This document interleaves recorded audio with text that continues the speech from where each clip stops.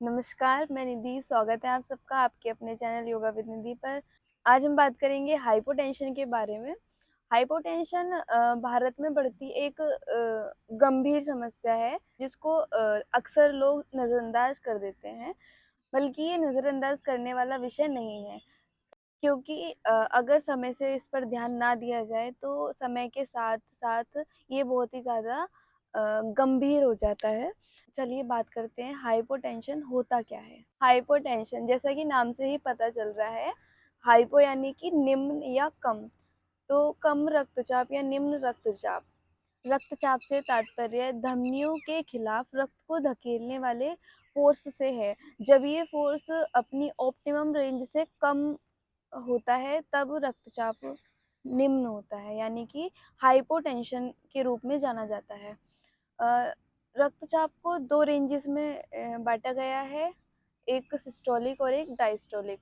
जब systolic range 90 और diastolic range 60 होती है तब हाइपोटेंशन होता है। चलिए बात करते हैं हाइपोटेंशन के कारण के बारे में। तो हाइपोटेंशन के बहुत से कारण हो सकते हैं, पर कुछ कारण ये हैं कि स्लीप पैटर्न, यानी कि सही से समय से ना सोना, लेट सो के जल्दी उठ जाना या फिर लेट सो के लेट उठना, पूरे-पूरे दिन बिस्तर पे पड़े रहना। अनहेल्दी डाइट यानी कि समय से, पहली बात तो समय से ना खाना, सुबह का खाना दोपहर में, दोपहर का खाना रात में, ये और बाहर की चीज़ें ज़्यादा खाना यानी फ़ास्ट फूड वग़ैरह, ये तो मेन कारण होता है सारी बीमारियों का। और खाने में तेल वग़ैरह रखा हुआ खाना, ये सारी चीज़ें जो होती हैं तो मेन कारण होता है हर बीमारी का। डिहाइड्रेशन भी एक कारण है बीपी लो का। और प्रेगनेंसी प्रेगनेंसी भी एक कारण है बीपी लो का। जब कोई भी महिला प्रेग्नेंट होती है तो उसको भी ये समस्या देखने को मिल जाती है बार बार। नशा और कुछ स्पेसिफिक बीमारियां जैसे कि डायबिटीज और कुछ स्पेसिफिक दवाइयाँ, ये सारे जो होते हैं ये सारे हाइपोटेंशन के कारण होते हैं, जिससे कि हमारा ब्लड प्रेशर लो रहता है। अब बात करते हैं हाइपोटेंशन के सिम्टम्स के बारे में। तो ज़्यादातर तो हाइपोटेंशन के कोई खास सिम्टम्स नहीं होते हैं, पर कुछ सिम्टम्स मैं बता रही हूँ। अगर वो लंबे समय से आपको दिखाई दे रहे हैं तो एक बार आपको जांच करा लेनी चाहिए। बात करते हैं हाइपोटेंशन के सिम्टम्स के बारे में। तो सबसे पहला सिम्टम तो यही होता है कि अगर कोई भी इंसान बैठा है और वो खड़ा होता है, अचानक से खड़ा होता है झटके से, तो उसको चक्कर आने लगते हैं, सर में दर्द होने लगता है और आंखों के सामने थोड़ा अंधेरा सा हो जाता है। तो ये नॉर्मली किसी को भी हो जाता है, ज़रूरी नहीं है कि क्रोनिक लो ब्लड प्रेशर है उसको ही हो। नॉर्मली कोई व्यक्ति कमज़ोर है तो उसको भी ये होने लगता है। दूसरा कारण है सर दर्द रहना, आँखों के सामने अंधेरा आ जाना अचानक से, और थकान, हाथ-पैर ठंडे रहना, वॉमिटिंग, जी मचलाना यानी कि डेज़ीनेस, चेस्ट पेन, गर्दन में अकड़न, लो पिच और ब्लड विज़न, ये सारे जो होते हैं ये हाइपोटेंशन के लक्षण होते हैं। यदि ये सारे लक्षण आपको लंबे समय से दिखाई दे रहे हैं तो एक बार आपको टेस्ट करा लेने की आवश्यकता है। दरअसल होता क्या है, हमारे शरीर में और पार्ट्सों में ठीक से ऑक्सीजन और ब्लड और पोषक तत्व ना पहुंचने के कारण हमारे शरीर में ये सारे सिम्टम्स देखने को मिल जाते हैं। तो निदान क्या हो सकता है? तो लो ब्लड प्रेशर का इलाज दवाइयों द्वारा ना करके अपने शरीर पर थोड़ा ध्यान देके, खान-पान पर थोड़ा ध्यान देके और अपनी जीवन शैली में थोड़े से चेंजेस करने से भी हो सकता है। तो हम करेंगे आज कुछ योग अभ्यास जो लो बीपी के लिए लाभकारी होंगे। तो चलिए शुरू करते हैं आसनों से। पहला आसन करेंगे अर्ध हलासन। अर्ध हलासन को करने के लिए सबसे पहले मैट पर लेट जाएंगे।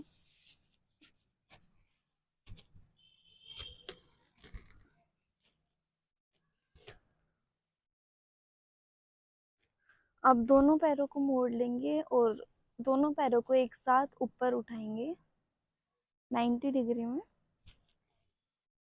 तो फ्लेक्स रहेंगे, होल्ड करेंगे इस आसन को कम से कम 20 सेकंड तक। वापस आएंगे,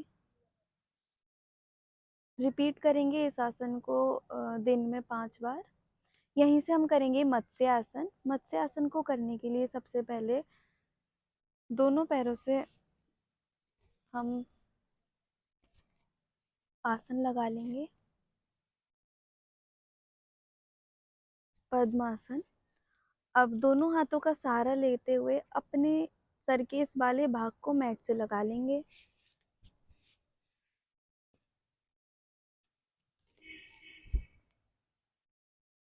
दोनों हाथों से अपने दोनों पैरों के अंगूठों को इन 2 फिंगर से ग्रिप कर लेंगे इस तरीके से।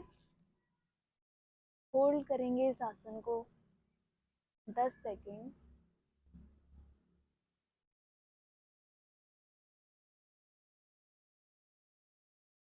वापस धीरे से वापस आएंगे, धीरे धीरे अपने पैर खोल लेंगे। ब्रीदिंग करेंगे थोड़ी देर। अब यहीं से हम पवन मुक्त आसन करेंगे। दोनों पैरों को मोड़ लेंगे। अब दोनों पैरों को छाती की तरफ लाते हुए दोनों हाथों से इस तरीके से पकड़ेंगे और प्रेस करेंगे। ब्रीदिंग नॉर्मल रखेंगे। होल्ड करेंगे 20 से 30 सेकंड तक।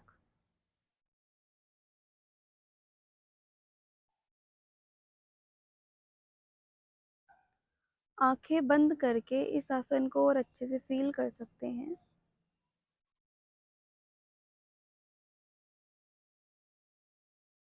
वापस आएंगे, बैठेंगे।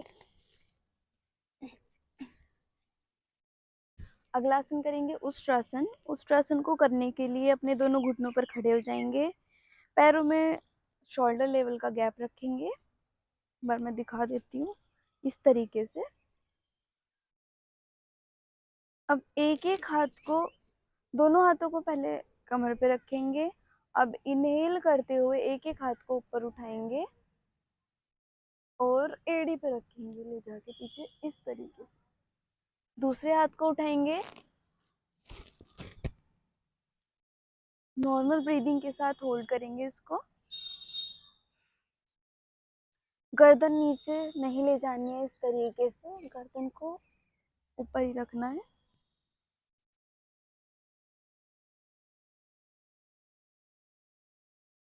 रिलीज करेंगे। यहीं से आ जाएंगे बालासन में।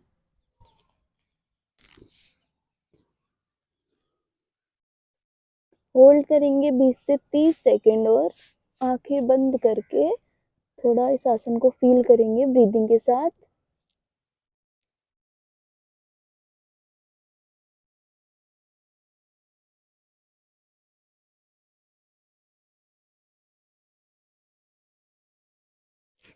वापस आएंगे।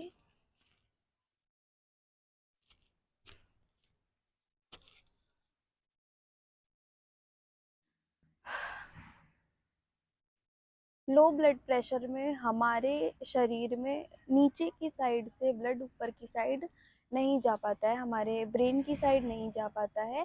ये सारे आसन करने से हमारा जो ब्लड है वो हमारे ऊपरी भाग में अच्छे से जाएगा, ऑक्सीजन अच्छे से जाएगी। तो इन आसनों को करते हुए ध्यान रखना है कि डेली 4 से 5 बार करना है और होल्डिंग कम से कम 10 से 20 सेकंड तक होल्डिंग करनी है ब्रीदिंग के साथ। ब्रीदिंग पैटर्न अपना अच्छे से रखना है हर एक आसन के साथ। अब हम करेंगे प्राणायाम। प्राणायाम करने के लिए सबसे पहले किसी भी कंफर्टेबल पोज में आ जाएंगे। हाथों से ज्ञान मुद्रा या फिर पृथ्वी मुद्रा लगा सकते हैं। अगर कोई भी प्रेग्नेंट लेडी है तो वो पृथ्वी मुद्रा नहीं लगाएगी, तो ज्ञान मुद्रा लगा लेंगे। हम करेंगे सबसे पहले कपाल भाती। दोनों आंखें बंद करेंगे और फोर्सफुली एक्सलेशन के साथ स्टार्ट करेंगे। याद रखना है कपाल भाती हमें सिर्फ स्लो और मीडियम लेवल पर ही करना है, हाई लेवल पर नहीं जाना है। ठीक है, तो सबसे पहले हम स्लो स्टार्ट करेंगे। 1 मिनट में 20 स्ट्रोक तक करेंगे।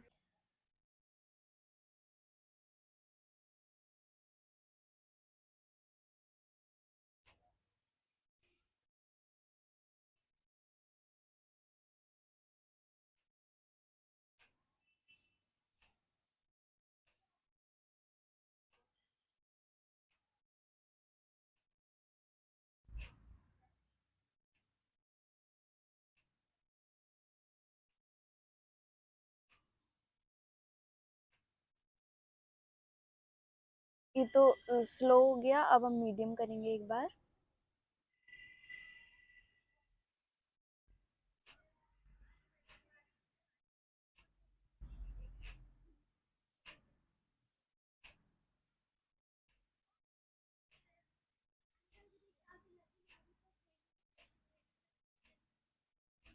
अगला प्राणायाम करेंगे भस्त्रिका। भस्त्रिका को करने के लिए सबसे पहले दोनों हाथों को ऊपर कर लेंगे। इस तरीके से भस्त्रिका और अच्छे से हो पाता है। तो दोनों हाथ ऊपर करेंगे, दोनों मुट्ठियां बंद करेंगे। अब फोर्सफुली इनहेलेशन और एक्सहेलेशन, कंप्लीटली इनहेलेशन और कंप्लीटली एक्सहेलेशन करना है। ठीक है।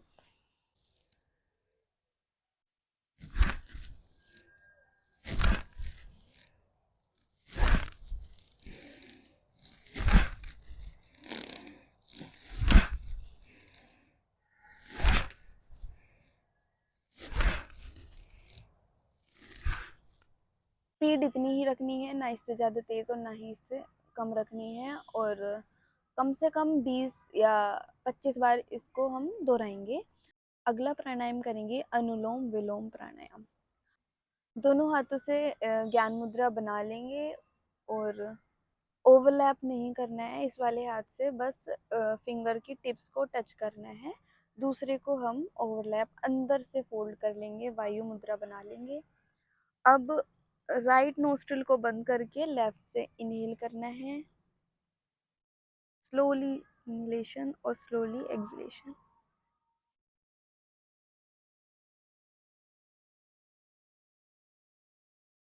अब लेफ्ट को बंद करके राइट से एक्सहेल करना है।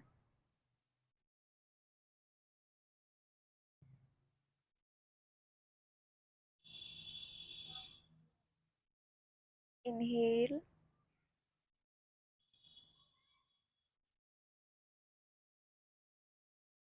एक्सहेल।